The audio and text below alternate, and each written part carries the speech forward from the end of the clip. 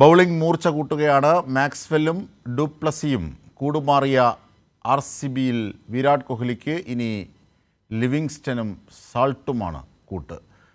ഈ റിപ്പോർട്ടിന് ശേഷം വാർത്തകളുമായി സിജു സുഗതൻ. പഞ്ചാബിനും ഡൽഹിക്കും ലക്നൌവിനും പുതിയ ക്യാപ്റ്റന്മാരെ ആവശ്യമുണ്ടായിരുന്നു. ഋഷഭ് പന്തിനും ശ്രേയസ് അയ്യർക്കും വിലയേറിയത് അങ്ങനെയാണ്. പന്ത് വിട്ട ഡൽഹി KL രാഹുലിനെ റാഞ്ചി. ആദ്യ ദിനം വിലപേശൽ കുറച്ച ചെന്നൈയും മുംബൈയും രണ്ടാം ദിനം പുതിയ താരങ്ങളെ റാഞ്ചി. കൂറ്റനടിക്കാരൻ ടിം ഡേവിഡിനെ RCB സ്വന്തമാക്കി.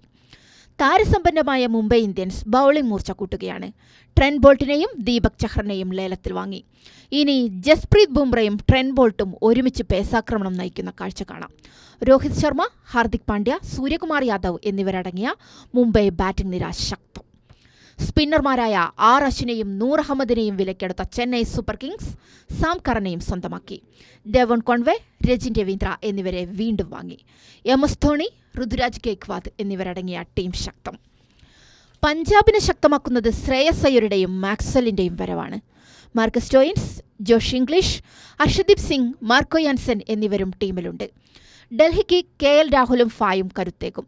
വിക്കറ്റ് വേട്ടയ്ക്ക് മിച്ചൽ സ്റ്റാർക്കുമുണ്ട്. കിൻഡൻ ഡിക്കോക്ക് വരുന്നതാണ് കൊൽക്കത്തയുടെ കൗതുകം. നരൈൻ, വെങ്കടേഷ് അയ്യർ, റിങ്കു സിംഗ് എന്നിവരുമുണ്ട്.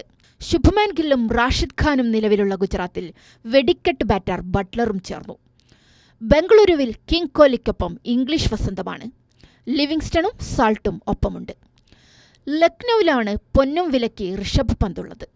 സഞ്ജുവും ജയ്സ്വാളും രാജസ്ഥാനെ റോയലാക്കും. കമിൻസും ഹെഡുമുള്ള ഹൈദരാബാദിൽ മുഹമ്മദ് ഷമിയും ചേർന്നു. Sports desk, Kairali news.